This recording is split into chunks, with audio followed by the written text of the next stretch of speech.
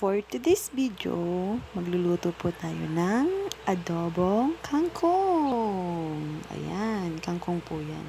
So, ayan po yung parang, yung mga tangkay po ng kangkong. So, sinama ko na po siyang adobohin. Gawa ng medyo malambot pa naman po siya. Pero pag yung bandang matigas na yun, hindi na po talaga yun sinasama. Pero ito pwede pa kasi malambot pa po siya. At yan naman po yung mga, yan, yung mga leaves ng kangkong. So guys, 15 pesos lang guys itong kangkong. Siguro makakamura ka na, may ulam ka pa. Talagang 15 pesos na kangkong, tapos 10 pesos na tuyo, bawang sibuyas, magic sarap. Solve na ang tanghalian o gabihan niyo guys. So yan, igigisa ko lang muna yan. Tapos tsaka ko lalagyan siya ng toyo. Wait soon guys. Inuna ko tong gisahin.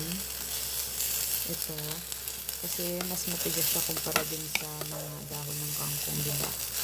Kasi ito, mas matagal itong lumambot.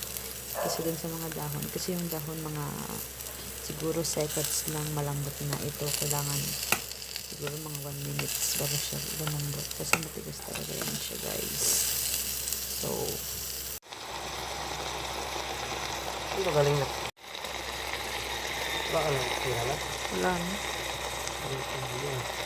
wala na nga Frank.